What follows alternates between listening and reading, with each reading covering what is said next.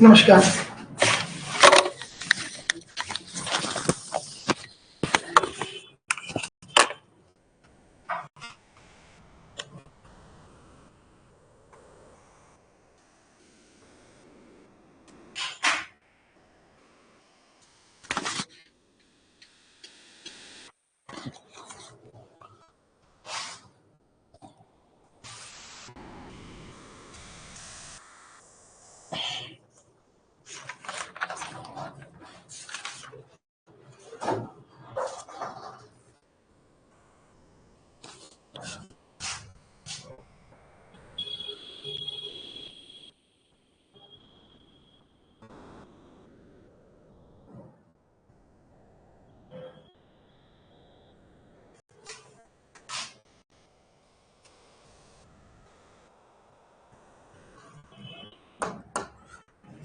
तो नमस्कार, मैं डॉक्टर राकेश प्रसाद कोहली आज आपको फिर एक मानसून से संबंधित अलग दो थ्योरी के बारे में बात करने के लिए हम यहाँ पे आए हैं। और आज का जो हमारा टॉपिक है वो है jet stream theory and Koteswaram theory, यानी कि भारतीय मानसून से संबंधित जो आज हम पढ़ रहे हैं।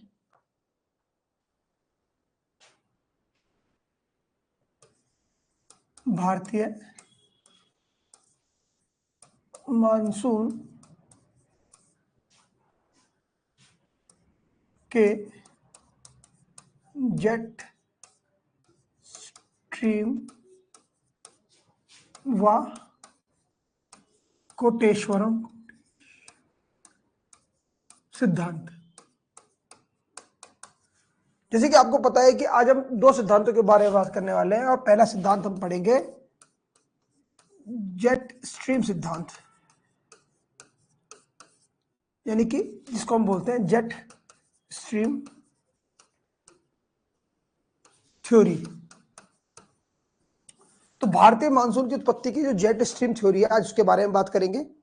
और दूसरा हम बात करने वाले हैं भारतीय मानसून की उत्पत्ति की कोटेश्वरम थ्योरी की,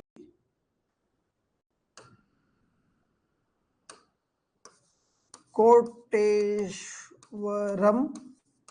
सिद्धांत, इसे हम कोटेश्वरम थ्योरी भी कहते हैं। तो आज हम बात कर रहे हैं दो सिद्धांतों की। और आप जो स्टूडेंट कल की क्लास में नहीं थे उनको पता होगा, उन्होंने वीडियो भी देखा होगा, तो मैं आपको बताते चलूं कि कल की जो क्लास थी हमारी भारतीय मानसून की उत्पत्ति से संबंधित, हमने कल दो सिद्धांतों के बारे में बात की थी और वो थे क्लासिकल थ्योरी, जिसके अंतर्गत हमने तापीय सिद्धांत को पढ़ा था। क्लासिकल थ्योरी में हमने तापीय सिद्धांत को पढ़ा था और हमने जाना था कि किस प्रकार से सर एडमंड हेली द्वारा तापीय सिद्धांत को बताया गया। और उसके बाद हमने तुरंत डायनामिक थ्योरी पढ़ी थी, यानी कि फ्लोन महोदय का सिद्धांत पढ़ा था, फ्लोन महोदय का सिद्धांत पढ़ा था। और डायनामिक थ्योरी के लिए मैंने बताया था कि इसको हम इंटरट्रॉपिकल कन्वर्जन जोन थ्योरी भी बोलते हैं, आईटीसी जेट थ्योरी भी बोलते हैं। तो कल हमने दो थ्योरी पढ़ी थी और आज हम पुनः दो थ्योरी पढ़ लेते हैं। और ये दो थ्योरी पढ़ने के बाद हमारा मानसून की उत्पत्ति से संबंधित चारों सिद्धांत कवर हो जाएंगे। तो जेट स्ट्रीम सिद्धांत क्या है, क्या है जेट स्ट्रीम सिद्धांत, इसको समझने का प्रयास करते हैं। कभी आपने जेट स्ट्रीम का नाम सुना है? जेट स्ट्रीम किसे कहते हैं? जेट स्ट्रीम सिद्धांत क्या होता है? जेट स्ट्रीम स्ट्रीम सुना है नाम? कभी नाम सुना जेट स्ट्रीम का? आपने सुना है? क्या होता है जेट स्ट्रीम? नहीं यार, क्या है जेट स्ट्रीम? क्या होता है बताइए। पछुआ पवनों को आप क्या कहते हैं? जेट स्ट्रीम बोलते हैं। नहीं, एक्चुअली जेट स्ट्रीम पछुआ पवने नहीं है। देखिए, जेट स्ट्रीम के बारे में आपको एक कहानी सुनाता हूं। यूएस से जब सेकेंड वर्ल्ड वॉर हो रहा था तो 1945 के आसपास, 1944 में, 1944 के और 1945 को, जब अमेरिकन बम वर्षक विमान B2 अमेरिका के पास एक बम वर्षक विमान है B2, B2 एक बम वर्षक विमान है, B2। ये बम वर्षक विमान जब साउथ नॉर्थ अमेरिका के पश्चिमी तट, जहां पे लॉस एंजलिस है, वहां से जब जापान की तरफ बम गिराने जाते थे, तो उनको अनुमानित समय से अधिक समय लगता था। और जब वो वापस आते थे, पलट के जापान से बम गिरा के वापस आते थे, तो अनुमानित समय से कुछ समय पहले ही पहुंच जाते थे। तो उनको ये फील हुआ B2 बम वर्षक के पायलट्स को कि कोई उनके जहाज के प्रतिविरोध में कोई अवरोध है। और यह अवरोध क्या था? वायु का अवरोध था। और ये वो वायु थी जो संगरी पट्टी में पश्चिम से पूर्व की ओर चल रही थी। तो उनको ये फील हुआ कि जब हमारा जहाज अमेरिका से चल के जापान में बम गिराने जा रहा है, तो सामने से ये हवा ऐसे बह रही जैसे कोई नाव नदी में विपरीत दिशा में बह रही हो, यानी कि उसको पुश कर रही है, आगे नहीं बढ़ने से रोक रही है।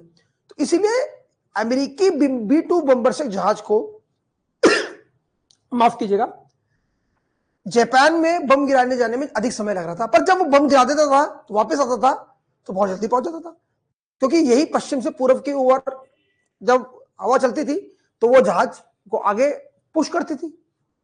तो तब जाके खोज हुआ जेट स्ट्रीम की। किसकी? जेट स्ट्रीम पहुंचने की, जो पश्चिम से पूर्व की तरफ मूवमेंट करती है। कैसे करती है? पश्चिम से पूर्व की तरफ गति करती है। अब यहां पे ये बात देखने वाली बात है कि जेट स्ट्रीम की पहले प्रवृत्ति को समझते हैं। जेट स्ट्रीम है क्या? देखिए, जेट स्ट्रीम जो है, ये क्षोभ मंडल की, मंडल समझते क्या होता है? क्षोभ मंडल किसे कहते हैं? ट्रोपोस्फेयर को, यानी कि वायुमंडल की सबसे निचली परत को क्या बोलते हैं हम? ट्रोपोस्फेयर बोलते हैं। क्षोभ मंडल की ऊपरी परत पर परतों पर पश्चिम से पूर्व की ओर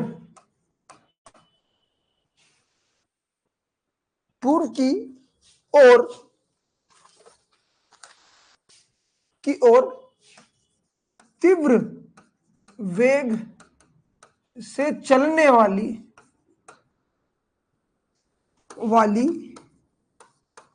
पवन है। तो जेट स्ट्रीम सिद्धांत ये मानता है कि जो हमारे ग्लोब में विसर्प रूप से पश्चिम से पूर्व की ओर एक जो पवन चलती है, ये मैं उत्तरी गोलार्ध बना रहा हूं, जो कि विसर्पाकार मार्ग में चलती है, इसी को जेट स्ट्रीम कहते हैं। क्या बोलते हैं? जेट स्ट्रीम बोलते हैं। ये ऐसे विसर्प बनाते हुए चलती है, तो इसी को क्या बोलते हैं? जेट स्ट्रीम करते हैं। तो जेट स्ट्रीम सिद्धांत का यह मानना है कि भारतीय मानसून की उत्पत्ति में जेट स्ट्रीम का महत्वपूर्ण योगदान। और अब मैं जो आपको बात बताने जा रहा हूं, उसको बड़ा ध्यान से समझना। जेट स्ट्रीम सिद्धांत और कोटेशनम थ्योरी को अमूमन अधिकांश भूगोलवेताओं ने कंफ्यूज कर दिया है। कैसे? ये मैं अपने अनुभव से बता रहा हूं। 15-16 साल मुझे ज्योग्राफी की टीचिंग में हो गए हैं। ग्रेजुएशन आपको पता है कि मैं काफी समय से BA में, मेरी PhD जो है JNU जवाहरलाल नेहरू यूनिवर्सिटी में पढ़ाते हुए नेट 2012 में कर दिया था मैंने। इसमें कितना ज्यादा कंफ्यूजन पैदा कर देते हैं कई ऑथर इसको पढ़ाते पढ़ाते, कि जेट स्ट्रीम थ्योरी में तिब्बत का पठार केवल विभाजक का काम करता है। तिब्बत का पठार केवल विभाजक है भारतीय मानसून की धाराओं का। यह भारतीय मानसून को उत्पत्ति करने वाले कारकों का विभाजक है, यानी कि वो जेट स्ट्रीम को दो भागों में फाड़ देता है। परंतु कोटेशनल थ्योरी में तो तिब्बत का पठार भारत के मानसून का जनरेटर है, उत्पत्तिकार है। कोटेशनल थ्योरी में तिब्बत का पठार भारत के मानसून के लिए विभाजक नहीं है, बल्कि उत्पत्ति का स्रोत है। तो कोटेशनल थ्योरी, इसका मतलब कोटेशनल थ्योरी भारत के मानसून की उत्पत्ति के सिद्धांत में तिब्बत के पठार को केंद्रीय भूमिका देती है, समझ रहे? जबकि जेट स्ट्रीम थ्योरी तिब्बत के पठार को केवल विभाजक के रूप में मानती है, जो कि जेट स्ट्रीम को पछुआ पवने यानी पश्चिमी जेट स्ट्रीम को दो भागों में फाड़ देती है। एक भाग हिमालय के उत्तर में बहता है, तिब्बत के उत्तर में, और दूसरी इसकी शाखा नीचे बहती है। ध्यान रहे, इस तथ्य को मैं आपको पहले ही बता चुका हूं ताकि तुम्हें क्लास में इंटरेस्ट आए। दूसरा यह है कि क्षोभ मंडल, अब मैं बताऊंगा उसमें कैसे। क्षोभ मंडल में ऊपरी परत में ये चलती है, पश्चिम से पूर्व की ओर चलने वाली ये परिध्रुवीय पवने हैं, सरकम पोलर विंड है। ये क्या है? यह एक क्या है? परिध्रुवीय पवन है, यानी कि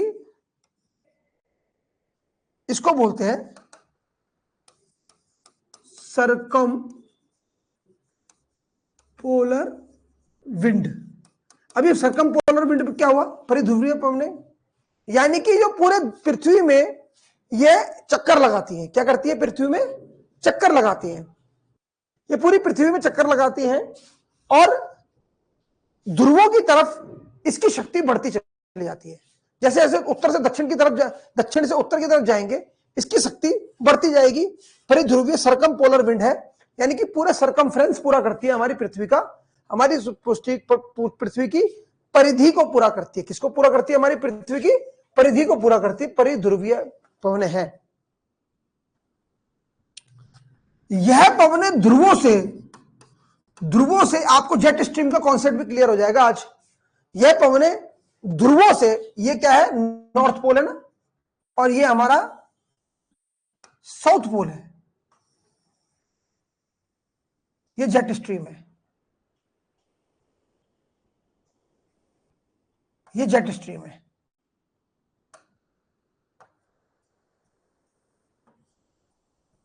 तो ये जो पवने हैं 20 डिग्री उत्तरी अक्षांश से, कितने डिग्री उत्तरी अक्षांश से? 20 डिग्री उत्तरी अक्षांश से, 20 डिग्री उत्तरी अक्षांश से, 20 डिग्री उत्तरी अक्षांश से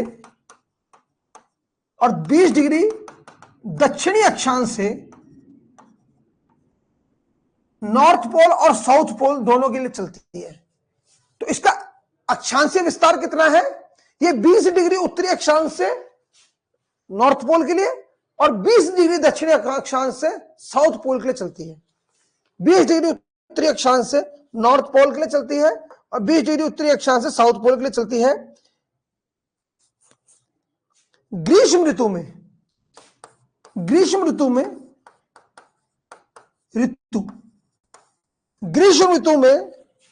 यह पवने ग्रीष्म ऋतु में, ध्यान रहे, ग्रीष्म ऋतु में, क्या बोल रहा हूं? ग्रीष्म ऋतु में यह पवने मध्य अक्षांशों में बहती है। यह पवने मध्य अक्षांशों तक ही अपने आप को सीमित रखती है, परंतु जैसे ही शीत ऋतु आती है, यह मध्य अक्षांशों से नीचे उतरकर निम्न अक्षांशों की तरफ गमन करती है। समझे? तो ये ग्रीष्म ऋतु में ये उच्च अक्षांशों में बनी रहती है, परंतु जैसे ही शीत ऋतु आती है ये उच्च अक्षांश उतर के नीचे आती है। यानी कि इसका तात्पर्य यह हुआ, ग्रीष्म ऋतु में ये अपने आप को 35 डिग्री अक्षांश से 35 डिग्री उत्तरी व दक्षिणी अक्षांश से 45 डिग्री उत्तरी व दक्षिणी अक्षांश तक सीमित रखती है। क्या बोला?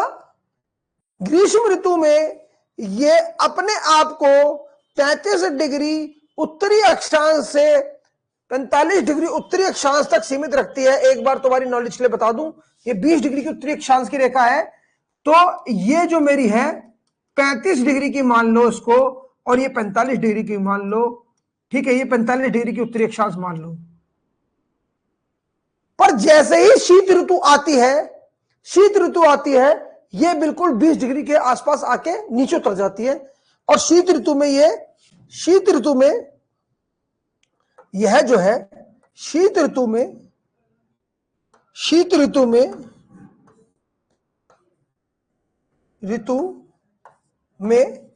यह 20 डिग्री उत्तरी अक्षांश और दक्षिणी अक्षांश से 35 डिग्री उत्तरी अक्षांश और डिग्री अक्षांश पर बहती है। यानी कि ग्रीष्म शीत ऋतु में यह भूमध्य रेखा के और समीप आ जाती है, परंतु शीत ऋतु में, ग्रीष्म ऋतु में यह भूमध्य रेखा से थोड़ा सा दूर चली जाती है। अभी मैं उसकी उत्पत्ति का कारण नहीं बता रहा, आगे बताता हूं मैं तुमको। पहले जेट स्ट्रीम को समझ लो, इसका कॉन्सेप्ट है क्या। ऊंचाई किस ऊंचाई में पाई जाती है? ऊंचाई किस ऊंचाई में पाई जाती है? विद्वानों का मानना है यह कि पृथ्वी की सतह से 7500 मीटर की ऊंचाई से लगभग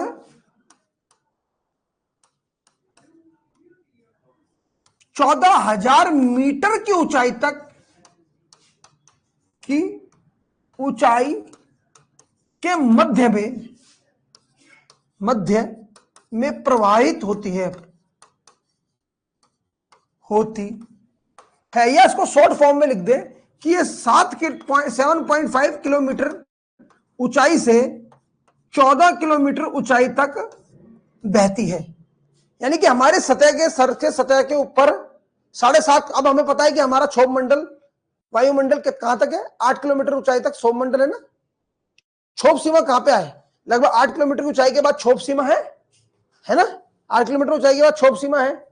तो इसकी जो ऊंचाई है ये अपने आप को हमारे को पृथ्वी के तल से 7,000 मीटर की ऊंचाई से 8,000 मीटर की ऊंचाई तक हमको जेट स्ट्रीम बहती हुई दिखाई देती है। जेट स्ट्रीम शब्द का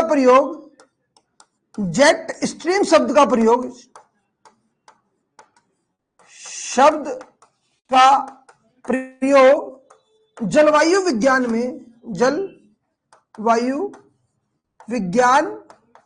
में कैंड्रियो साहब ने किया। किसने किया? कैंड्रियो साहब ने किया। किसने? कैंड्रियो।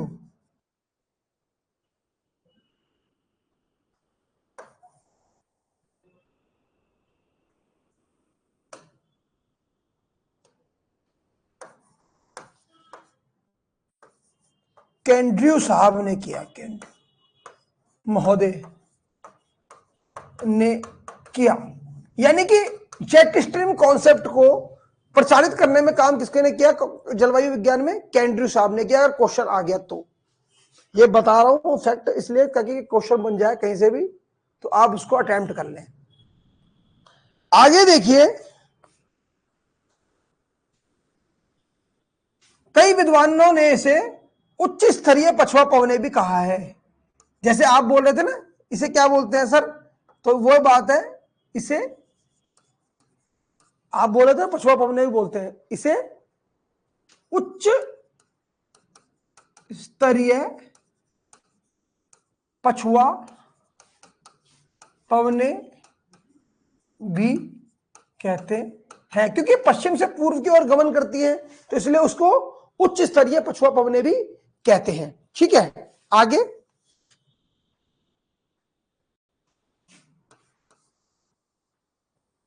प्रवाह की दिशा और प्रवाह, ये जो पवने हैं विसर्प आकृति में बहती हैं। यह पवने लहरदार या विसर्पण मार्ग में गमन करती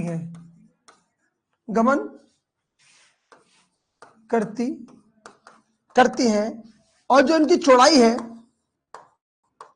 चौड़ाई अमूमन इनकी 2 किलोमीटर से 4 किलोमीटर के मध्य देखी गई है। 2 किलोमीटर से 4 किलोमीटर के मध्य देखी गई है। यानी कि 2 से 4 किलोमीटर चौड़ी पट्टी में गमन करती है। कितनी पट्टी में गमन करती है? यह 2 से 4 किलोमीटर चौड़ी पट्टी में पट्टी में गमन करती हैं। आगे उत्पत्ति के कारण, उत्पत्ति कैसे होती है, इनकी उत्पत्ति के बारे में मैंने बताया था आपको। जेट स्ट्रीम की उत्पत्ति कैसे होती है, जेट स्ट्रीम की उत्पत्ति कैसे होती है? देखिए, जेट स्ट्रीम की उत्पत्ति के लिए 3 कारक संयुक्त रूप से जिम्मेदार हैं। 3 कारक जिम्मेदार हैं। एक तो सौर ताप की असमानता, सौर ताप की असमानता।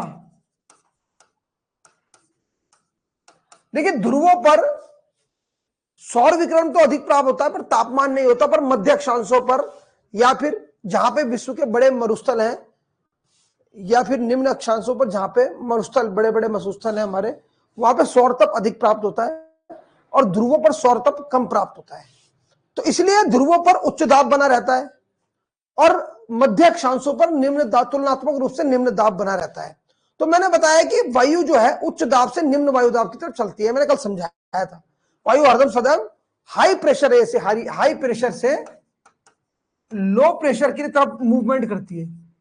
तो जब ध्रुवों पर निम्न वायुदाब बना रहेगा और मध्य अक्षांशों पर निम्न दाब रहेगा और ध्रुवों पर उच्च दाब रहेगा, तो ये तापमान असंगति, सौर ताप की असमानता या असंगति के कारण जो है इसकी उत्पत्ति का एक कारण यह बताया गया है कि इससे जेट स्ट्रीम उत्पत्ति होने का कारण क्या है। दूसरा है वायु का ऊपरी उठना व अवतलन। वायु का ऊपर उठना, वायु का ऊपर उठना व अवतलन। वायु के ऊपर उठने को हम बोलते हैं संवहन। क्या बोलते हैं? संवहन। क्या बोलते हैं? संवहन। यानी कि जब वायु गर्म होती है, गर्म होकर हल्की होती है, हल्की होकर ऊपर उठती है, यानी कि मध्य और निम्न अक्षांशों में जब सूर्य का तप ज्यादा पड़ता है तो वायु बहुत ज्यादा गर्म हो जाती है और गर्म होकर हल्की होती है, हल्की होकर क्या करती है, वो ऊपर उठती है। पर वायु तो ऊपर उठ रही है और हाई प्रेशर से लो प्रेशर की तरफ मूवमेंट करना चाहती है। पर दिक्कत क्या आ रही है? दिक्कत यह आ रही है कि पृथ्वी स्थिर नहीं है। पृथ्वी पश्चिम से पूर्व की ओर घूम रही है। पृथ्वी हमारी घूम रही है, बहुत जोर की घूम रही है ना, बहुत तेजी से पृथ्वी घूम रही है। इस कारण क्या उत्पन्न होता है? कोरोलिसिस फोर्स उत्पन्न होती है। क्या उत्पन्न होती है? कोरोलिसिस, पृथ्वी का घूर्णन। तीसरा है पृथ्वी का घूर्णन। पृथ्वी का घूर्णन यानी कि कोरोलिसिस बल, कोरियोलिसिस बल उत्पन्न। पृथ्वी जो पश्चिम से पूर्व की ओर घूम रही है। अब जब पृथ्वी पश्चिम से पूर्व की ओर घूम रही है, वायु हाई से लो से हाई प्रेशर एरिया की तरफ मूवमेंट करना चाहती है, हाई से लो प्रेशर एरिया की तरफ मूवमेंट करना चाहती है, या फिर माफ कीजिएगा,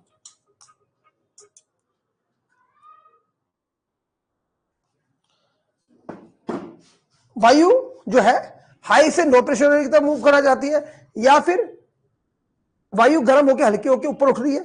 पर जैसे ही वायु ऊपर उठ रही है ग्लोब से, पृथ्वी तो मूव कर रही है, तो कोरोलिसिस बल के प्रभाव में वायु उत्तरी गोलार्ध में अपने दाईं ओर और दक्षिणी गोलार्ध में अपने बाईं ओर मूवमेंट करती है।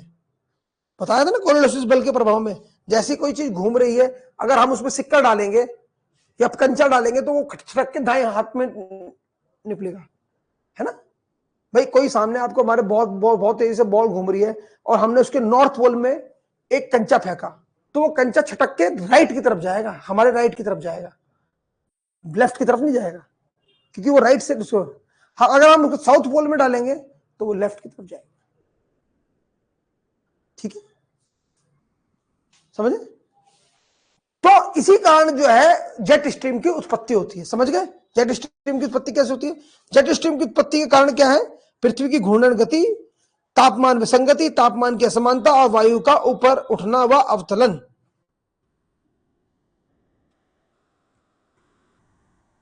यह जो है इसका जो वेग होता है, इसका वेग कितना है? वेग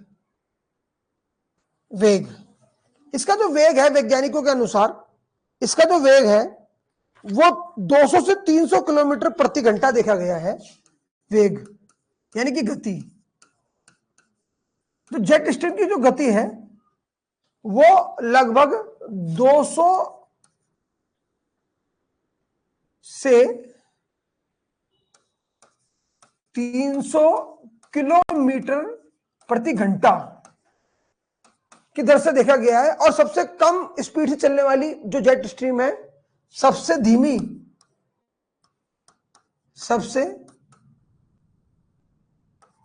कम गति जो देखी गई है अभी जेट स्ट्रीम की, वो देखी गई है कि जेट भी 108 किलोमीटर प्रति घंटे की स्पीड से आगे बढ़ती है। 108 किलोमीटर प्रति घंटे की स्पीड से आगे बढ़ती है। सबसे कम गति की जो जेट स्ट्रीम है वो भी आगे बढ़ती है। अब इसको भारत के कॉन्टेक्स्ट में समझते हैं। भारत में मानसून की उत्पत्ति में कैसे योगदान देती है, कैसे देती है योगदान? भारत में मानसून की उत्पत्ति में कैसे योगदान देती है? मानसून की उत्पत्ति में योगदान। अब देखिए यहीं पे जेट स्ट्रीम थ्योरी है, ये हमारी जेट स्ट्रीम थ्योरी है, सिद्धांत।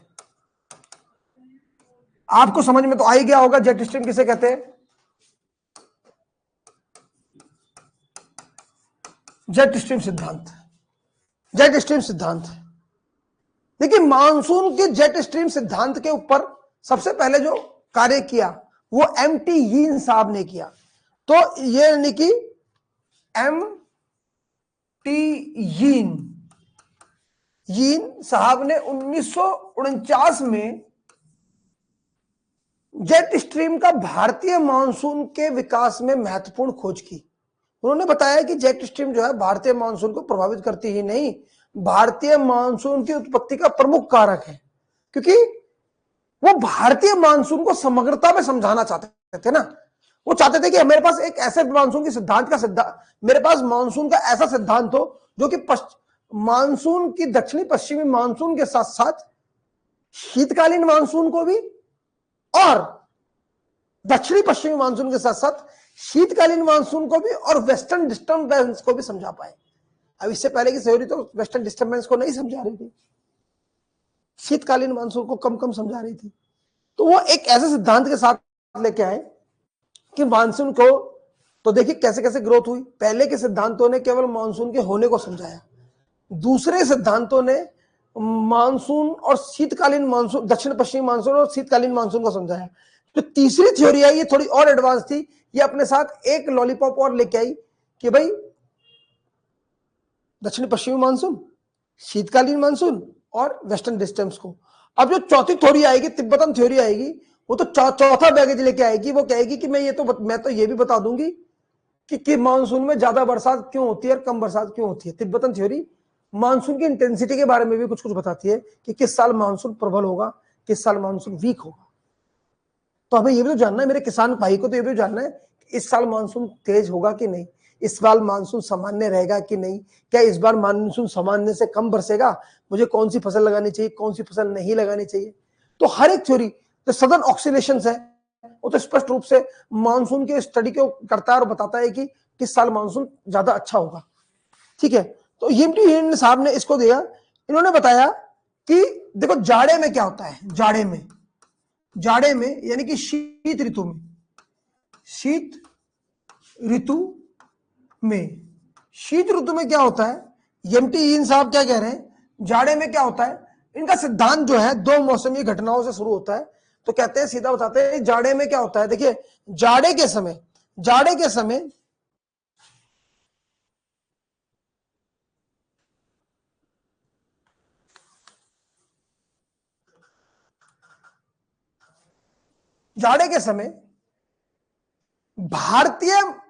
भारत के ऊपर जो जेट स्ट्रीम बह रही होती है, भारत के ऊपर, अब देखिए भारत के ऊपर कहां पे, 20 डिग्री अक्षांशों के आसपास, 20 डिग्री अक्षांशों के आसपास जो जेट स्ट्रीम बह रही होती है, भारत के ऊपर जो जेट स्ट्रीम बह रही होती है जेट स्ट्रीम के लिए मैं आधा सा लिख दिया। स्ट्रीम बह रही होती है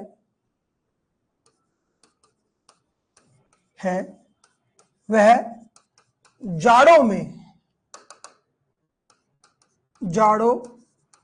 में तिब्बत के पठार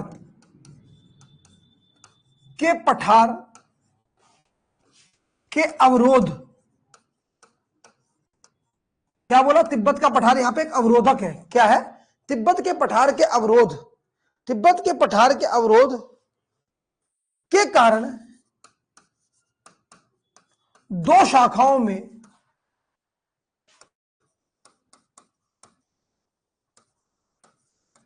बट जाती है।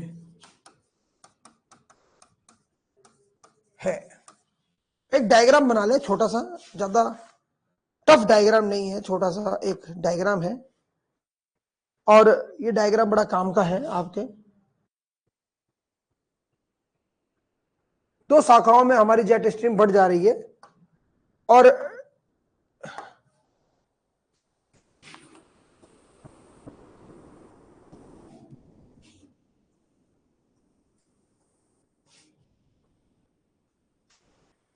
झट से बना लेना झट डायग्राम।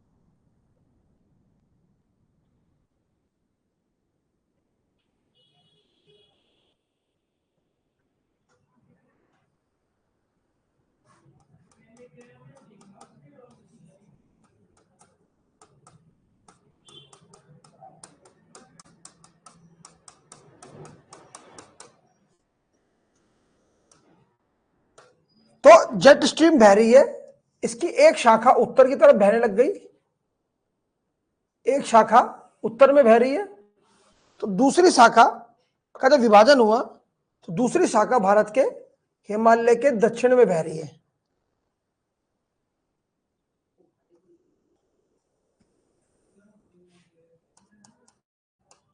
तो तिब्बत के पठार ने क्या किया कि जो जेट स्ट्रीम है हमारी, जेट स्ट्रीम, इसको दो भागों में फाड़ दिया। किसमें भाग दिया? दो भागों में फाड़ दिया। और दो भागों में फाड़ने से क्या किया इसने? हमारे तिब्बत के पठार को दो भागों, इस जेट स्ट्रीम ने तो दो भागों में फाड़ दिया हमारे जेट स्ट्रीम को। ये कहां, कौन सी सिनेरियो है? ये कौन सा सिनेरियो है? ये है हमारा विंटर सिनेरियो। क्या है ये? हमारा विंटर, यानी कि शीतकाल का। ये क्या है? हमारा शीतकाल। शीतकाल में ऐसी स्थिति पैदा हो रही है कि भारत के ऊपर जो है जेट स्ट्रीम जो है वो तिब्बत के पठार के कारण दो भागों में फट गई। एक शाखा इसके उत्तर में बहने लगी तिब्बत के, और दूसरी इसके साउथ में आने लग गई, तिब्बत के साउथ में फ्लो करने लग गई, साउथ में फ्लो करने लग गई।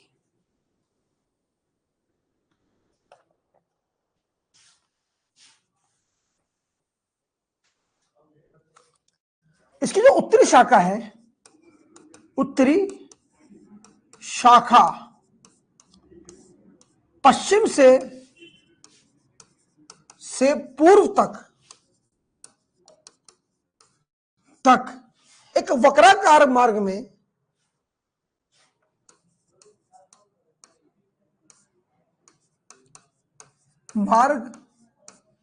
हिमालय के उत्तर में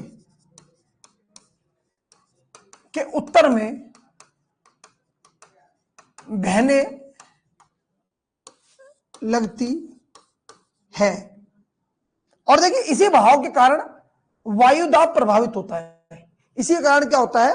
वायुदाब प्रभावित होता है, बहने लगती है। और जो दक्षिण की शाखा है,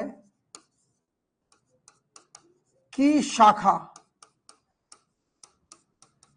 दक्षिण की शाखा, इसका जो काम है उच्च वायुदाब क्रिएट करने में है भारतीय सब कॉन्टिनेंट के ऊपर। और इसी कारण जो क्या होगा कि इस इलाके से नीचे की तरफ पवन चलना शुरू करेगी। ठीक है, दक्षिणी शाखा हिमालय के दक्षिण में प्रवाहित होती है और दक्षिणी शाखा कहलाती है। दक्षिण की शाखा हिमालय के दक्षिण में प्रवाहित होती है, दक्षिण में प्रवाहित होती है, हिमालय के दक्षिण में प्रवाहित होती है, हिमालय के दक्षिण में प्रवाहित होती है।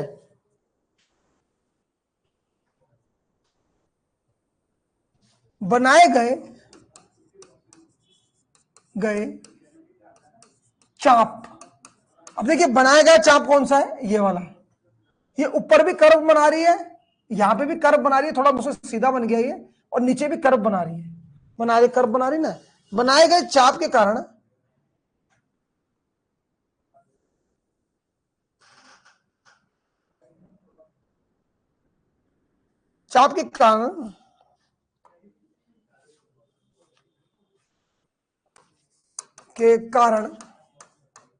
कारण इन दिनों किन दिनों, शीत ऋतु में, इन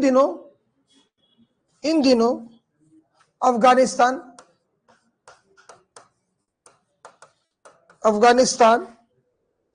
और उत्तरी पश्चिमी पाकिस्तान और उत्तर पश्चिम पाकिस्तान के क्षेत्र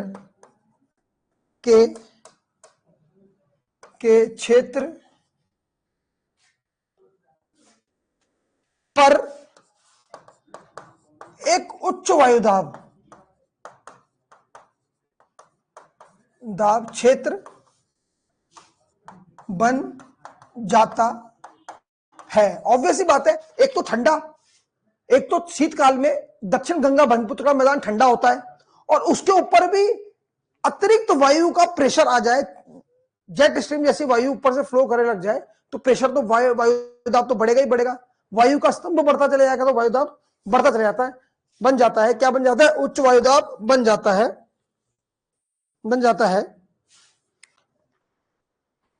जिससे वायुमंडल में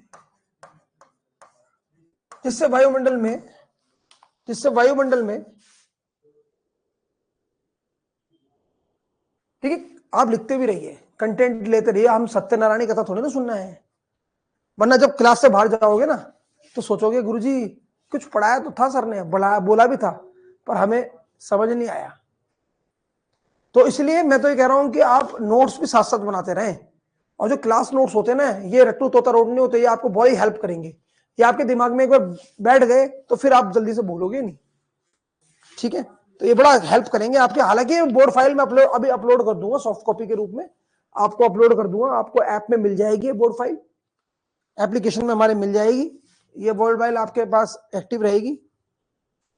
ठीक है, जिससे अब इससे वायुमंडल में क्या होता है, स्थिरता पैदा होती है, स्थिरता पैदा हो जाती है,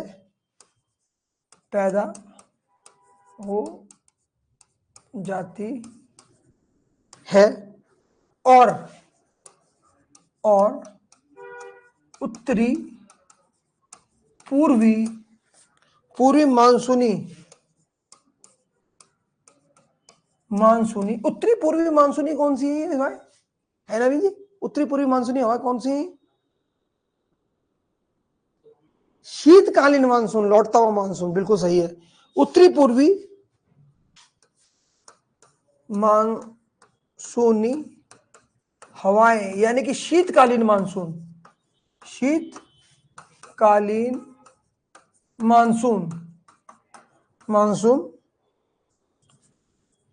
हवाओं का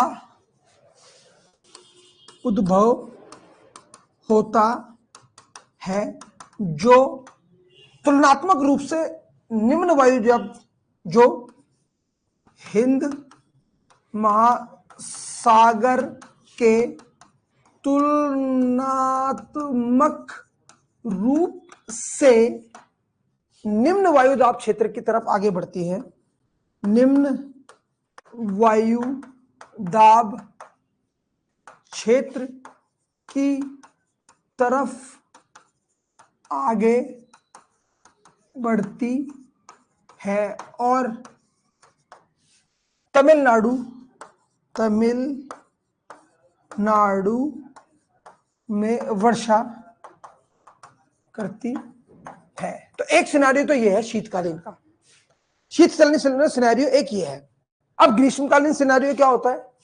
ये तो रहा शीतकालीन सिनेरियो। ये तरह शीतकालीन सिनेरियो में जेट स्ट्रीम में क्या होता है? ये होता है शीतकालीन सिनेरियो। अब ग्रीष्मकालीन सिद्धांत सिनेरियो क्या है? अब ग्रीष्म काल में जेट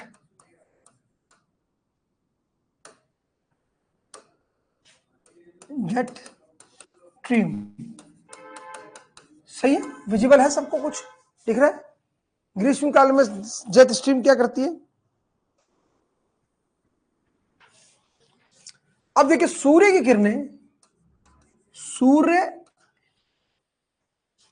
की किरणें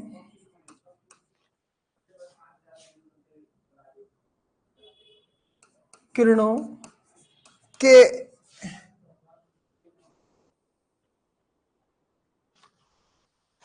किरणें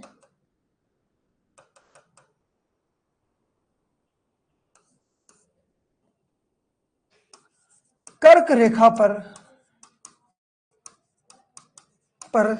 लंबवत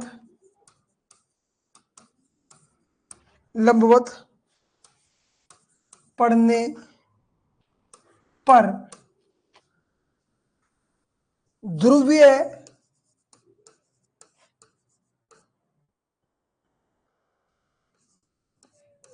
धरातलीय उच्च दाब कमजोर पड़ जाता है।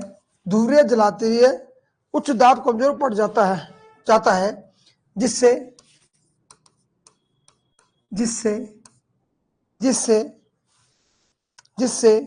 जेट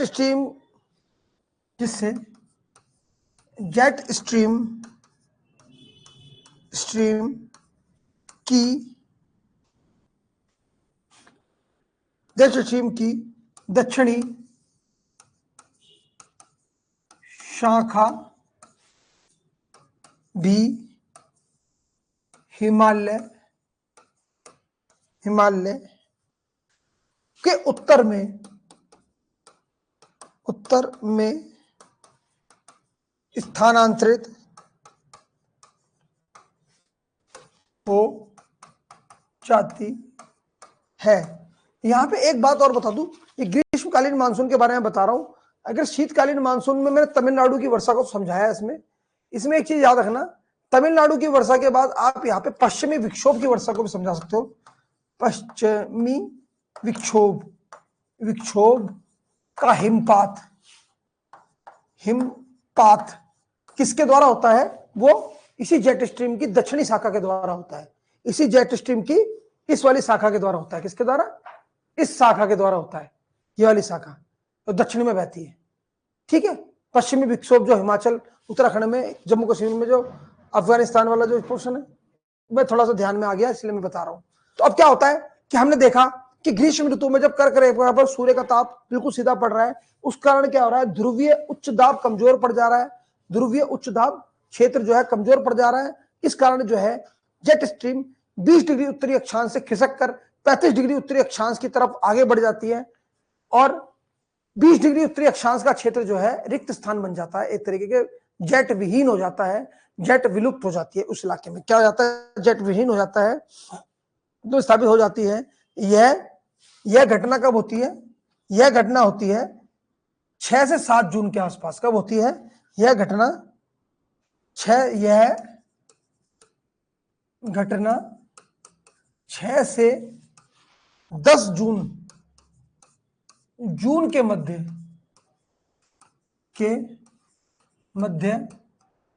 होती है।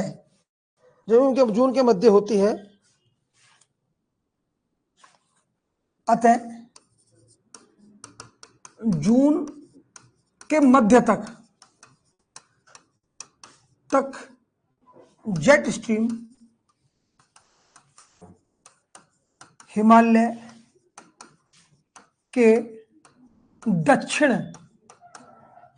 दक्षिण में लुप्त हो जाती है।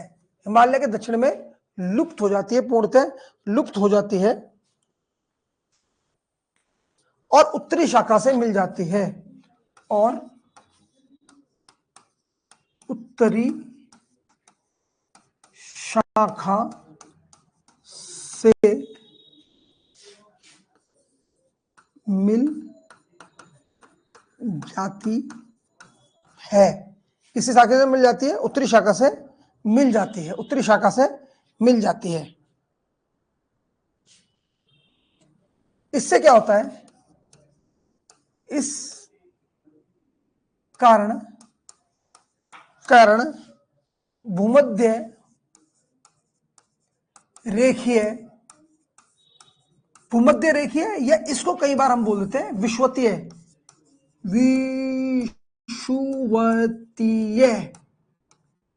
पछुआ पवन। अभी विषुवतीय पछुआ पवन कौन सी है भाई? याद है कल मैंने समझाया था ना।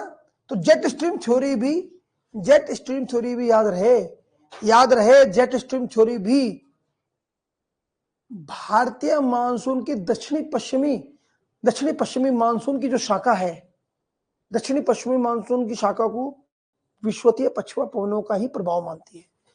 यानी कि उनका मानना है, यह सिद्धांत भी यह मानता है कि भूमध्य रेखा से धीमी गति से एक पवन चलती है उपोष्ण कटिबंधीय उच्च दाब की तरफ, दोनों ध्रुवों में चलती है। इसी को क्या बोला गया? विषुवतीय पछुआ पवन है। क्या बोला गया? क्योंकि ये पश्चिम से चलती है, उत्तरी ध्रुव में पश्चिम से चलती है, पश्चिम से साउथ वेस्ट से साउथ ईस्ट की तरफ चलती है, तभी तो दक्षिणी पश्चिमी साउथ वेस्ट मानसून, तभी तो बोला गया साउथ वेस्ट मानसून, दक्षिणी पश्चिमी मानसून। तो जेट स्ट्रीम थ्योरी भी अमूमन यही मानती है कि वास्तव में दक्षिण पश्चिमी यानी कि विषुवतीय पछुआ पवनें ही जब उत्तरी गोलार्ध में प्रवेश करती है हिंद महासागर में, और कोरिलेटिव प्रभाव के कारण दक्षिण पश्चिमी की तरफ मूव करते हुए भारतीय मानसून के रूप में प्रस्फोट करती है। तो जेट स्ट्रीम थ्योरी और आईटीसी जेट थ्योरी दोनों लगभग एक ही बात करती है, पर आईटीसी जेट थ्योरी जेट की अस्तित्व को स्वीकार नहीं कर रही। जेट स्ट्रीम थ्योरी ही जेट के अस्तित्व को स्वीकार करती है, जेट स्ट्रीम थ्योरी ही विषुवतीय पछुआ पवनों के अस्तित्व को स्वीकार करती है। समझ रहे ना? समझ गए ना? बिल्कुल क्लियर कट। कॉल ले लो, कॉल कोई दिक्कत नहीं है, तो आपकी क्लास है। हवाओं को दक्षिण एशिया पछुआ पवन दक्षिण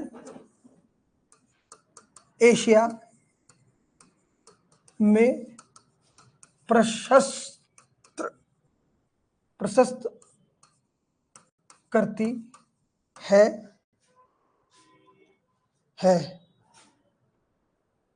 निम्न दाब केंद्र के कारण मानसून प्रस्फोट होता है। क्योंकि निम्न दाब तो बनना स्वाभाविक ही है। जब जेट स्ट्रीम ही विलुप्त हो गई उत्तर से, जब गंगा ब्रह्मपुत्र के मैदान से जेट स्ट्रीम ही विलुप्त हो गई और गंगा ब्रह्मपुत्र का मैदान अधिक तापमान झेल रहा है, तो ऑब्वियस सी बात है वहां पर निम्न दाब दबेगा ही दबेगा। तो विषुवतीय पछुआ पवन ने भूमध्य रेखा को नॉर्थ पोल में आते साथ ही अपने दाईं ओर मुड़ जाएंगी और क्या होगा? मानसून प्रस्फोट होगा। जबकि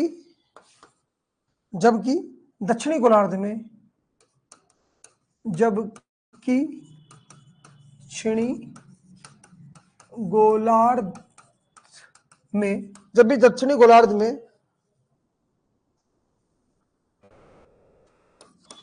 जेट स्ट्रीम समुद्र के विस्तार के कारण, समुद्री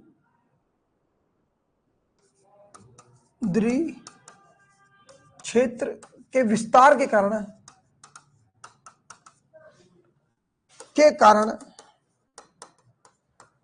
अधिक प्रबल होती है। तो दक्षिणी गोलार्ध में उस समय जेट स्ट्रीम अधिक प्रबल हो जाती है। कब? ग्रीष्म ऋतु में। क्यों होती है? क्योंकि दक्षिणी गोलार्धीय जो जेट है उसके सामने तो कोई अवरोध ही नहीं है ना, वहां पे तो समुद्र है सारा। तो इसलिए थोड़ा थोड़ा अफ्रीका का पोर्शन है, थोड़ा लैटिन अमेरिका का पोर्शन है, होती है। इसी कारण जो है यह जो है भारत में मानसून की उत्पत्ति का कारण बनता है। तो यह है जेट स्ट्रीम थ्योरी। अब हमारा जो दूसरा सिद्धांत है वो है कोटेश्वरम थ्योरी। दूसरी थ्योरी हमारी है कोटेश्वरम थ्योरी। थोड़ा ब्रेक ले लेते हैं, पानी पी लेते हैं थोड़ा सा, 1 मिनट का। Koteswaram theory,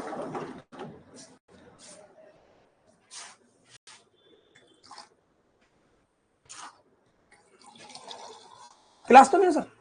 second.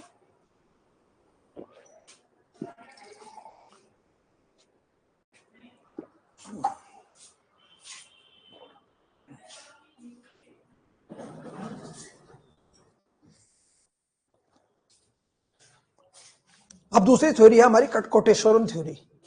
अब देखो आपको मजा भी आ रहा होगा, क्लास में लंबी क्लास चल रही है, हमें क्लास सिलेबस भी खींचना है, तो इसलिए सब इंपॉर्टेंट क्वेश्चंस हैं उनको समझना जरूरी है। क्वेश्चन कहीं से भी बन सकता है, इसलिए कोटेश्वरम थ्योरी को समझना जरूरी है। कोटेश्वरम सिद्धांत, इसको कई बार तिब्बतन पठार का सिद्धांत भी बोला जाता है। मानसून की उत्पत्ति व इसे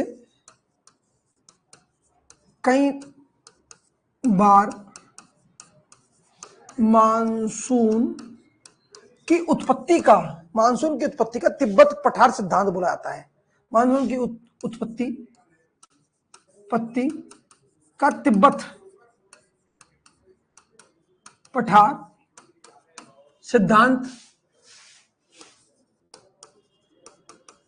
सिद्धांत भी कहा जाता है। मानसून की उत्पत्ति का तिब्बतन पठार सिद्धांत भी कहा जाता है।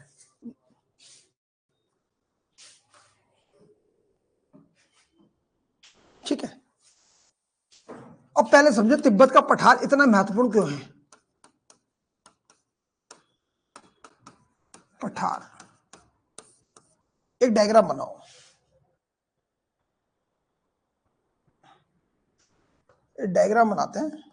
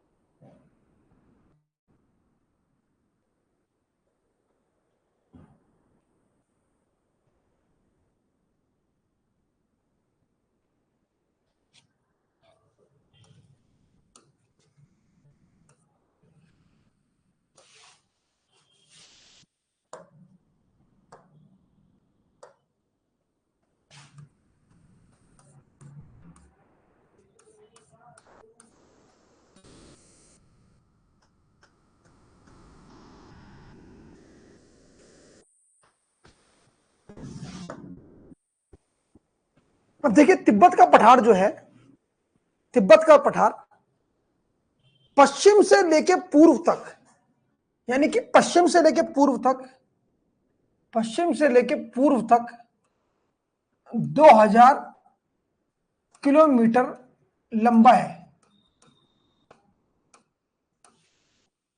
और पश्चिम में इसकी चौड़ाई, पश्चिम में यह 600 किलोमीटर चौड़ा है, पश्चिम में यह 600 किलोमीटर चौड़ा है। और जबकि पूर्व में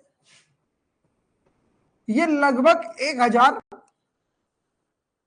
पूर्व में 1000 किलोमीटर चौड़ा है। ठीक है। और इसका जो कुल क्षेत्रफल है वो है 25 लाख वर्ग किलोमीटर। कितना है? 25 लाख वर्ग किलोमीटर। समझे? क्या समझे? तिब्बत का पठार पूर्व में 600 किलोमीटर चौड़ा और पश्चिम में 600 किलोमीटर चौड़ा और पूर्व में 1000 किलोमीटर चौड़ा है। इसकी जो लेंथ है वेस्ट टू ईस्ट 2000 किलोमीटर है। और जो इसका जो क्षेत्रफल है लगभग 25 लाख वर्ग किलोमीटर है, यानी भारत के क्षेत्रफल का लगभग 1/3 या फिर उससे थोड़ा सा कम। भारत 32 लाख वर्ग किलोमीटर है तो ये 25 लाख वर्ग किलोमीटर है। तो इसका जो यह वायुमंडल में, तिब्बत का पठार वायुमंडल में 4000 मीटर तक ऊपर उठा हुआ है। और इसी कारण गर्मियों में, ग्रीष्म ऋतु में यह गंगा ब्रह्मपुत्र के मैदान से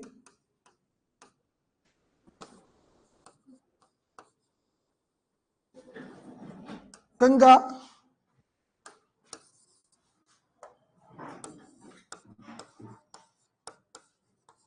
ब्रह्मपुत्र के मैदान से 2 से 3% अधिक सौर तप ग्रहण करता है। 2 से 4% अधिक सौर तप अधिक ग्रहण करता है। तो तिब्बत का पठार का जो है, इसकी जो विशाल डायमेंशन है, वायुमंडल में 4000 किलोमीटर तक ऊंचा उठा होना, 25 लाख वर्ग किलोमीटर क्षेत्र में इसका फैला होना, इसका वेस्ट ईस्ट एक्सटेंशन 1000 किलोमीटर का होना, इसको एक विशाल जनरेटर बना देता है। इसको एक क्या बना देता है? विशाल उत्पत्ति भूमि, यानी कि विशाल जनरेटर बना देता है। इसको एक विशाल, इस पठार को एक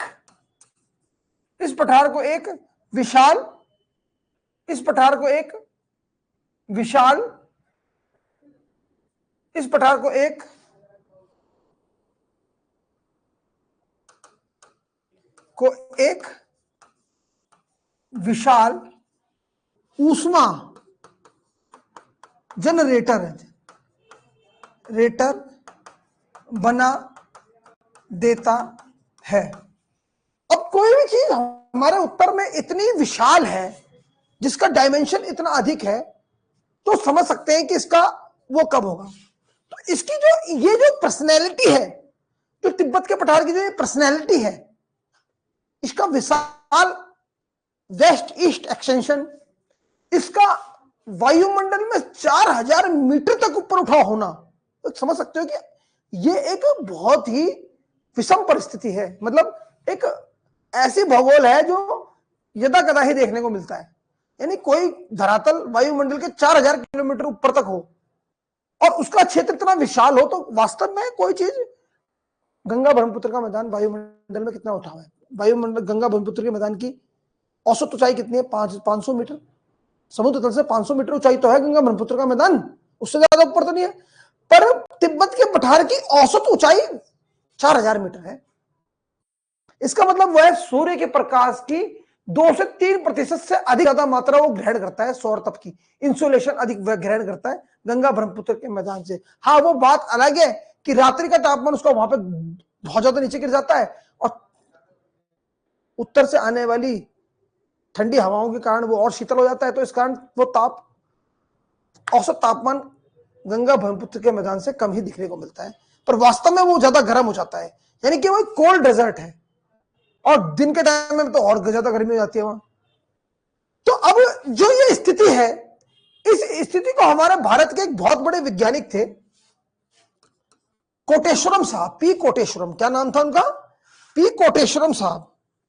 पी कोटेश्वरम साहब ने इस स्थिति को भाप लिया था।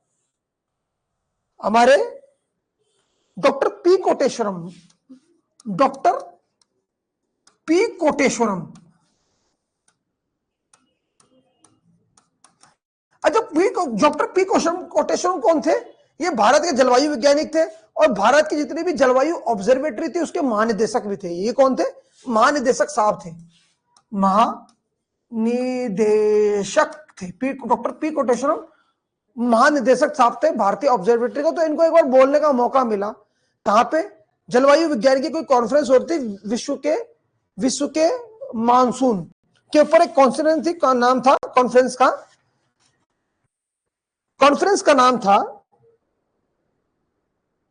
विश्व के मानसून।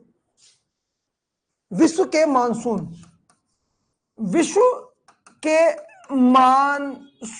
नाम से 1958 में एक संगोष्ठी हो रही थी, उसमें इन्होंने अपने विचार रखे थे। हालांकि इन्होंने अपने विचारों में यीफू टिंग, एमटी यीन के विचार भी पढ़े थे। ये एमटी यीन के विचार तो पढ़े थे इन्होंने तो जरूर, ऐसा तो नहीं है कि डॉक्टर पी कोटेश्वरम उस समय के महान जलवायु वैज्ञानिकों में से एक थे और इन्होंने एमटी यीन के विचार ना पढ़े हो। और एमटी यीन साहब कौन थे? एमटी यीन साहब वही थे जिन्होंने जेट स्ट्रीम सिद्धांत की परिकल्पना करी थी। एमटी यीन वही साहब थे जिन्होंने, एमटी यीन साहब ने ही बताया था कि तिब्बत का पठार भारत के मानसून में विभाजक का काम करता है, जो जेट स्ट्रीम को 2 भागों में फाड़ देता है। तो जब इन्होंने पढ़ा होगा एमटी यीन को, तो ऑब्वियसली इनके दिमाग में तो एक चीज आई होगी कि जब तिब्बत का पठार भारतीय मानसून की जेट स्ट्रीम शाखा को 2 भागों में फाड़ सकता है, तो ऐसा भी तो हो सकता है कि आपका तिब्बत का पठार ही मानसून की उत्पत्ति का कारक हो। तो 1958 तक इन्होंने इस बात को स्पष्ट रूप से रख दिया था कि तिब्बत के पठार का डायमेंशन देख लीजिए, यानी कि ये he was the it was the MT साहब who have sensitized us about the Tibetan plateau। MT साहब ने हमें तिब्बत के पठार की तरफ सेंसिटाइज किया, पर उसकी परिणति तो कोटेश्वरम साहब ने ही लिखी। कोटेश्वरम साहब ने बताया कि यीन साहब जो बता रहे हैं तिब्बत के बारे में, मुझे लग रहा है कि इसमें कुछ और भी ऐड हो सकता है। तो कोटेश्वरम साहब ने तिब्बत के विचार को जो है और परिष्कृत किया भारतीय जलवायु को समझने में, और उन्होंने यह बताया कि देखो तिब्बत के पठार का एक्सटेंट देखो, यह वह भूखंड है जो कि पश्चिम से पूर्व तक 2000 किलोमीटर लंबा है। देखो ये वायुमंडल में 4000 मीटर ऊंचाई तक उठा हुआ है। देखो इसका क्षेत्रफल 25 लाख वर्ग किलोमीटर है, जो कि भारत के 32 लाख वर्ग किलोमीटर क्षेत्र से मात्र थोड़ा सा ही तो कम है। तो जरूरी तो, और सूर्य तप की मात्रा 2 से 3% अधिक भी ग्रहण कर रहा है। सूर्य तप की मात्रा 2 से 3% अधिक भी ग्रहण कर रहा है। तो इसका मतलब यह है कि यह बहुत बड़ा इंसुलेटर है। He was the very large insulator to attract the air mass toward him, है ना। तो उन्होंने क्या बता दिया 58 में, पर उनके 58 के विचार उस टाइम उतने परिष्कृत नहीं हो पाए, उनके विचार उतने डेवलप नहीं हो पाए, या ये बोले कि उस टाइम में हमारे पास टेक्नोलॉजी नहीं थी। पर 1973 में सोवियत संघ, अब तो बड़ा सोवियत संघ याद आ गया तुमको, इंडिया वालों को। पहले तो मोदी जी कह रहे थे कि अमेरिका ट्रम्प तो मेरे बहुत दोस्त है, और आजकल तो मीडिया में सारा वही चल रहा है Trump, Modi ji, Putin, Modi Putin, Soviet संघ हमारा वेल टेस्टेड फ्रेंड है, याद रखना।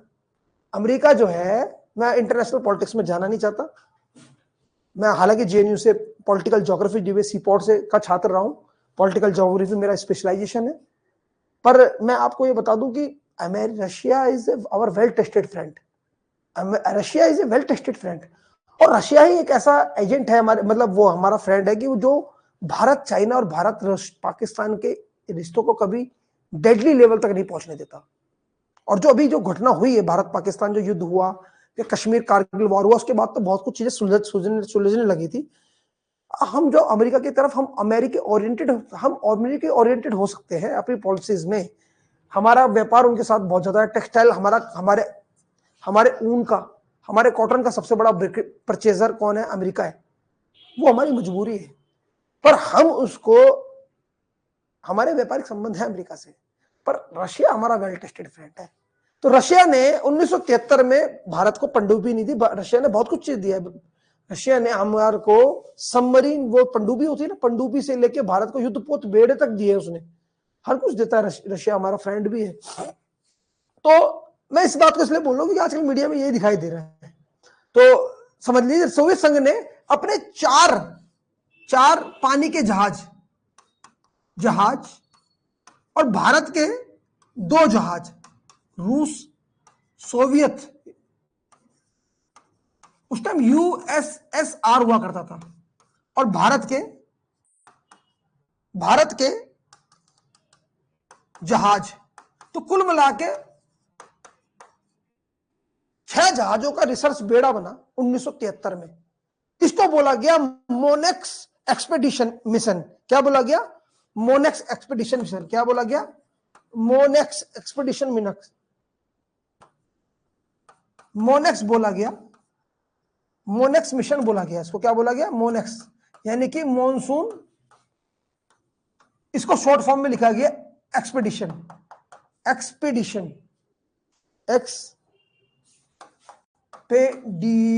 मिशन बनाया गया भारत और रूस, किसके द्वारा? भारत और रूस के द्वारा मोनेक्स मिशन चालू किया गया 1973 में, जिसमें 6 जहाजों ने हिंद महासागर क्षेत्र में उतर के, हिंद महासागर क्षेत्रों में उतर के, हर एक जहाज अपने आप में एक लैबोरेटरी था, और इन 6 के 6 जहाजों ने भारतीय मानसून के उत्पत्ति की जो विश्वतीय पवन शाखा है, पछुआ विश्वसीय पवन, उनको अध्ययन करना शुरू किया।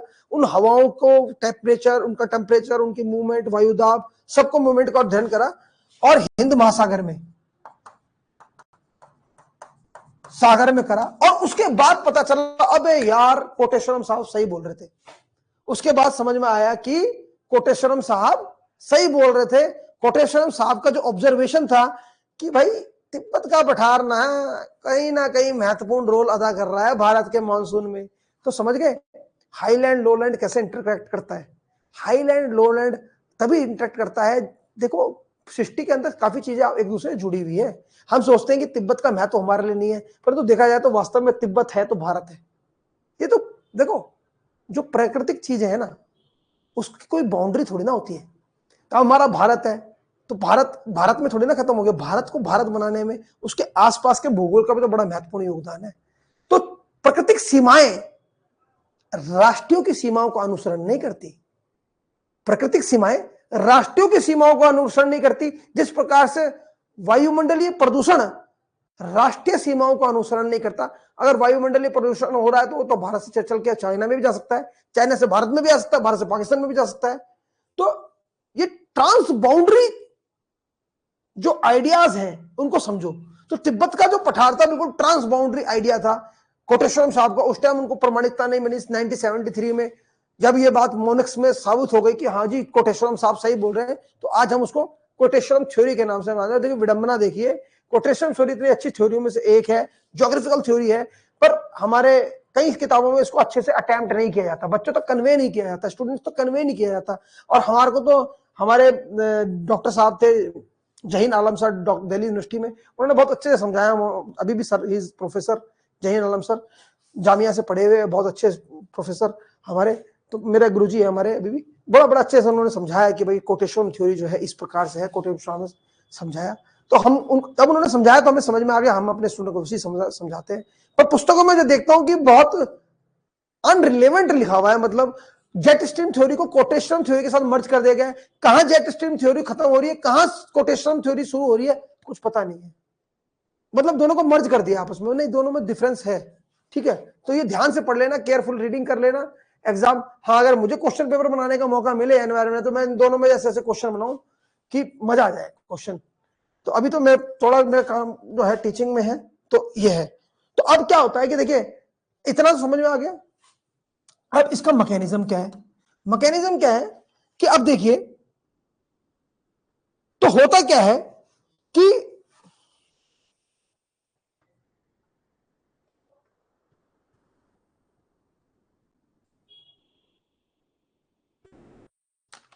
तो तिब्बत का पठार जो है भारतीय जलवायु को दो तरीके से प्रभावित करता है।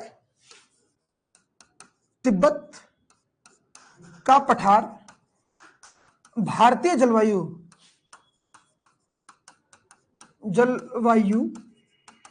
को दो प्रकार से प्रभावित करता है। पहला, एक भौतिक अवरोध के रूप में, एक भौतिक अवरोध के रूप में, और दूसरा उच्च स्तरीय ऊष्मा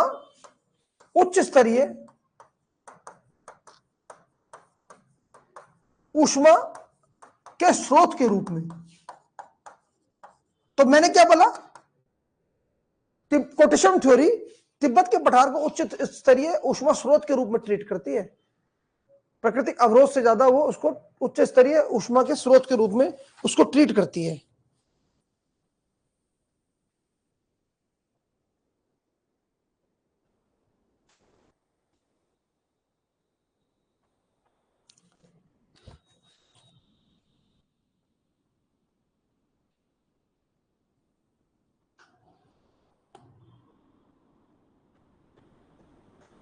अब देखिए क्या होता है, गर्मियों के समय गर्मियों के समय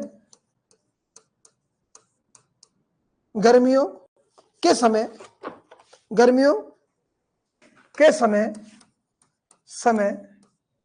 गर्मियों के समय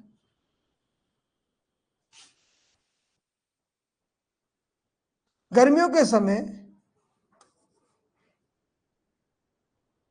गर्मियों के समय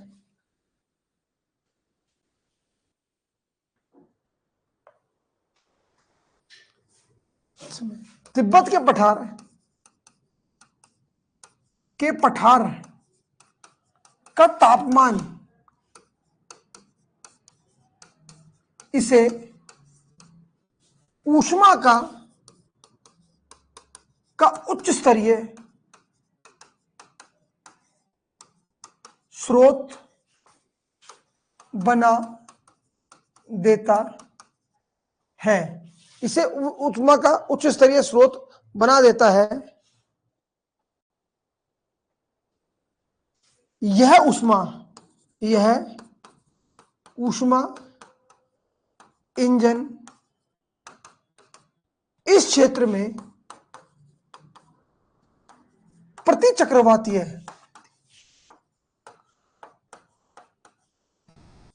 क्या करता है, प्रति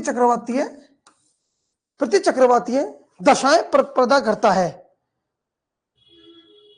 प्रति चक्रवातीय दशाएं, प्रति चक्रवात जानते हैं ना किसे कहते हैं, एंटी साइक्लोन बोलते हैं। क्या बोलते हैं, एंटी साइक्लोन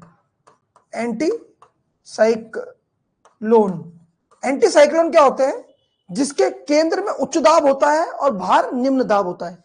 यानी कि जब केंद्र में उच्च दाब रहेगा, उच्च दाब कहां पे, केंद्र में, और यहां से बाहर की तरफ वायु चलती है, उसको वो चलती है, बाहर जो होता है निम्न दाब होता है। क्या होता है, बाहर निम्न दाब होता है, उसको क्या बोलते हैं, एंटी साइक्लोन बोलते हैं। क्या बोलते हैं, एंटी साइक्लोन बोलते हैं। यानी कि बाहर निम्न दाब होता है,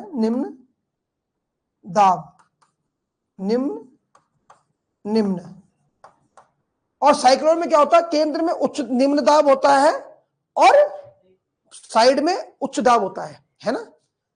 साइक्लोन चक्रवात में क्या होता है, केंद्र में निम्न दाब और बाहर उच्च दाब होता है, और प्रति चक्रवात में केंद्र में उच्च दाब होता है और बाहर निम्न दाब होता है।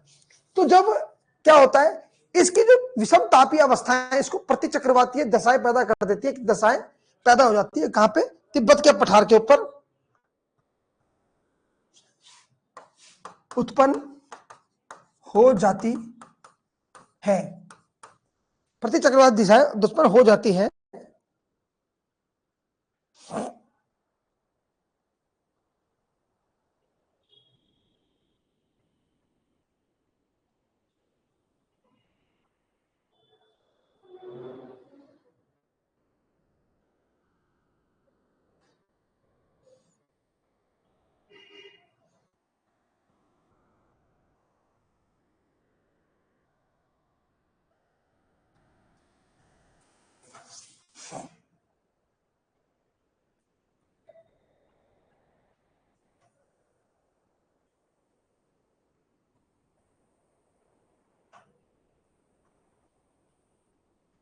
ये देखिए डायग्राम देख रहे हैं, हमको एक डायग्राम और आपको बना के दिखाता हूं,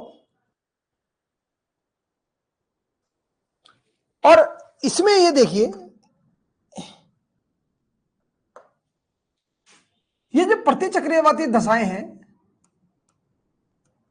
आप इसको इस तरीके से समझिए, ये जिसमें वायु जो है पूर्व से पश्चिम और इस तरीके से बह रही है, और केंद्र में उच्च दाब है, उच्च दाब। ये कब स्थिति है, ग्रीष्म की स्थिति है, ग्रीष्म काल की स्थिति है। ये क्या है, ग्रीष्म काल की स्थिति। अब देखिए आगे बढ़िए,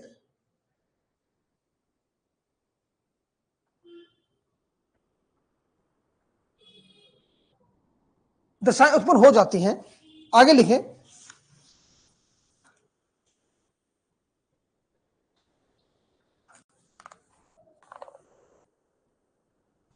इस कारण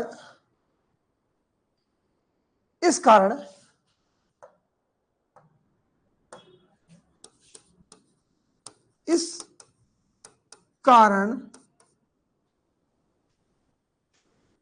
उष्ण कटिबंधीय पूर्वी जेट,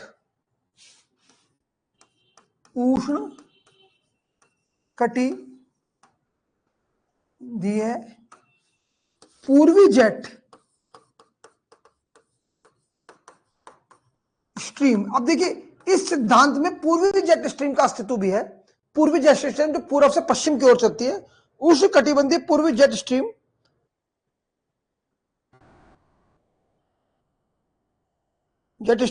कोलकाता बंगलुरु,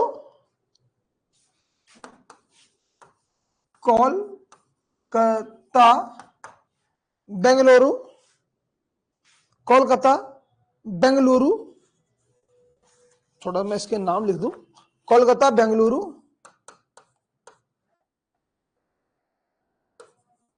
बेंगलोर, अरब सागर, अरब सागर के ऊपर से गुजर कर मेडागास्कर, गुजर कर मेडागास्कर के निकट मास्करानेस द्वीप,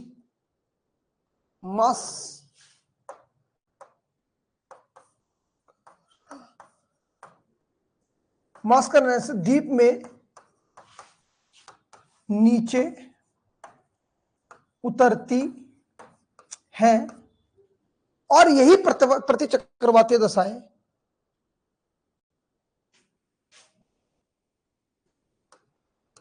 और इस प्रकार इन प्रति चक्रवातीय पवनों का चक्र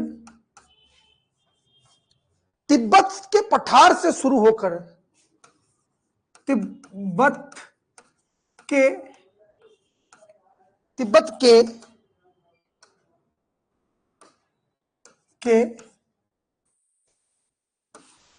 पठार से प्रारंभ होकर बंगाल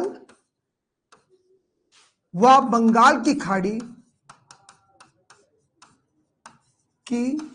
खाड़ी में अवतलित माने नीचे बैठकर, अवतलित होकर पश्चिमी प्रवाह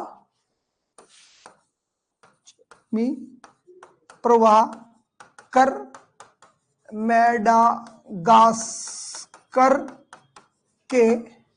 मेडागास्कर के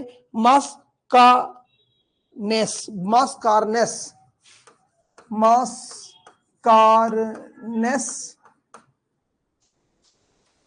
द्वीप तक पहुंचता है व पुनः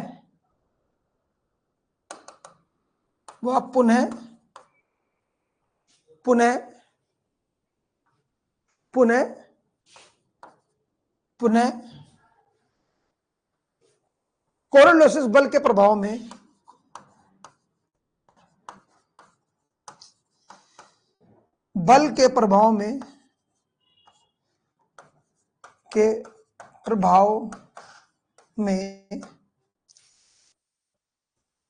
कोरोलिस बल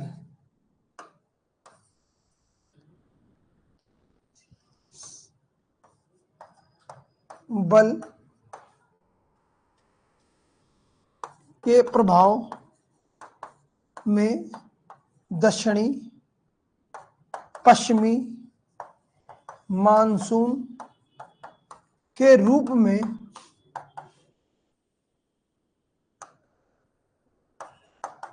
भारत पहुंचता है। तो ये चक्र पूरा कर देता है ये, यानी कि वायु। अब इसको मैं एक डायग्राम के समझाऊंगा, इसको बड़ा ध्यान से बना लेना डायग्राम, तो आपको समझ में आ जाएगा कि ये कैसे होता है। देखिए, ये होता ऐसे है कि तिब्बत का पठार जो है गर्मियों में गर्म हो गया। क्या हो गया? तिब्बत का पठार गर्मियों में गर्म हो गया, और गर्मियों में गर्म हो गया क्योंकि वो इंसुलेशन ज्यादा ग्रहण कर रहा है। किससे? गंगा ब्रह्मपुत्र के मैदान से। गंगा ब्रह्मपुत्र के मैदान से तिब्बत का पठार अधिक गर्मी महसूस कर रहा है, ऊष्मा प्राप्त कर रहा है। Shivalik, northern plain, प्लेटू,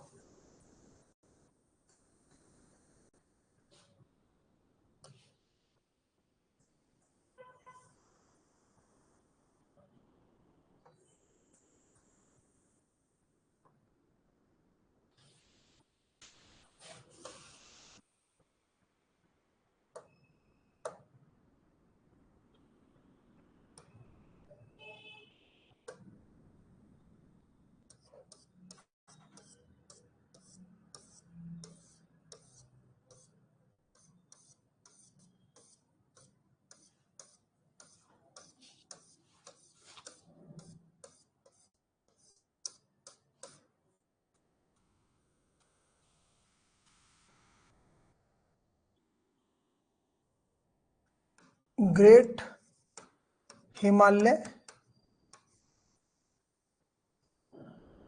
laser Himalaya,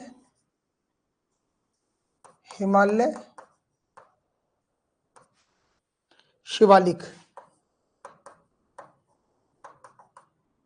Ganga का मैदान, नॉर्दर्न प्लेन, इसको नॉर्दर्न प्लेन बोल सकते हैं। गंगा का मैदान प्रायद्वीपीय पठार,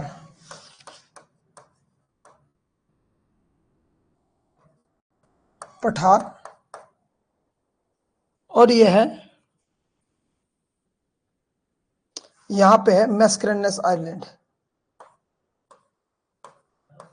मैस्करेनस द्वीप, इसको इंग्लिश में लिखते हैं MSS कार्नेस, मैस्कारनेस द्वीप। ये मास्कारनेस द्वीप है। और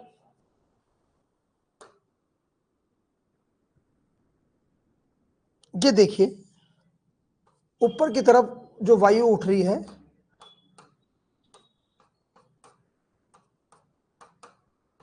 ये तिब्बत के पठार से उठ रही है वायु। इस डायग्राम को बनाएं।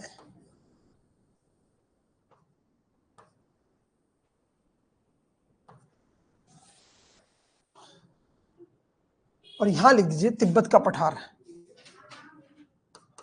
तिब्बत हिमालय के पीछे है और यहां से ये वायु आगे बढ़ती है।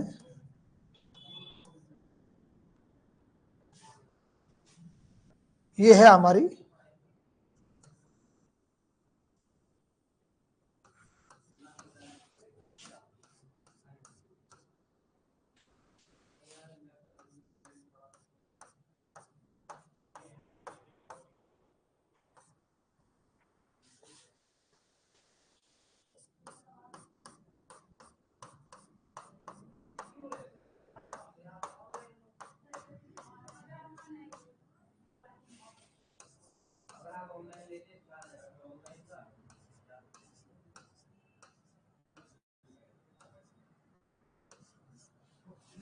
इस प्रकार से ये वायु चलती है, तिब्बत के पठार से ऊपर उठेगी, फिर उसके बाद ये पूर्वी जेट, ट्रॉपिकल जेट के रूप में,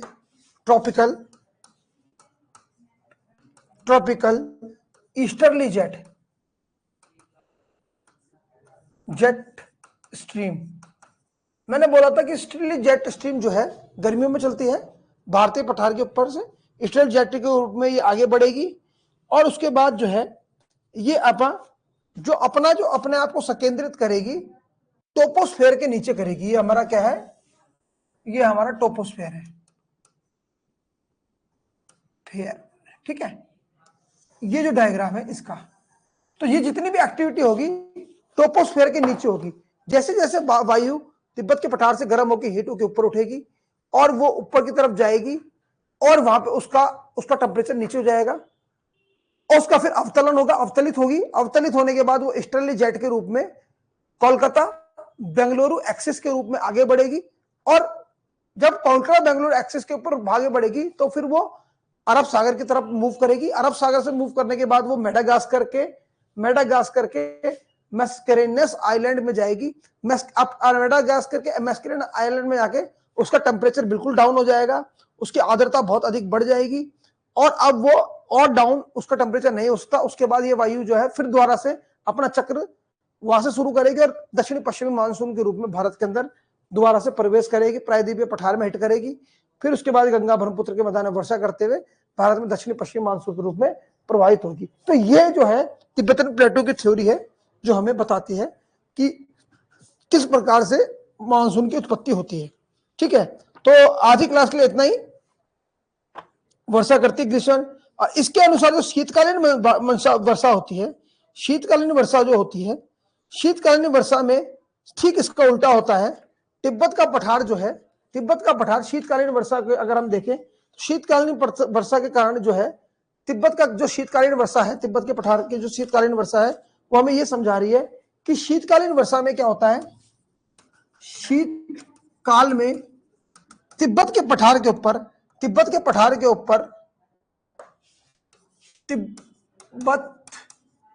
पठार पर निम्न वायु दाब बनता है, निम्न वायु दाब बन जाता है और आसपास की वायु बहुत तेजी से तिब्बत के पठार की तरफ आगे बढ़ती है और वहां पे चक्रवातीय स्थिति बनती है। तिब्बत के पठार के ऊपर क्या बनती है, चक्रवातीय स्थिति पैदा होती है और यही चक्रवातीय स्थिति के कारण जो है तिब्बत के पठार से पुनः दोबारा वो जो है वायु ऊपर उठती है और अवतलित होकर जो है भारतीय दक्षिण तमिलनाडु की तरफ जाते हुए वर्षा करती है। तो यही जो एक थोड़ा सा एक सेल्फ के आधार पर उन्होंने समझाया तिब्बतन पठार के उपयोगिता को। तो आज की क्लास के लिए हम इतना ही करते हैं। अगर कोई डाउट है किसी बच्चे का तो पूछ सकता है कि डाउट्स क्या क्या है उनके।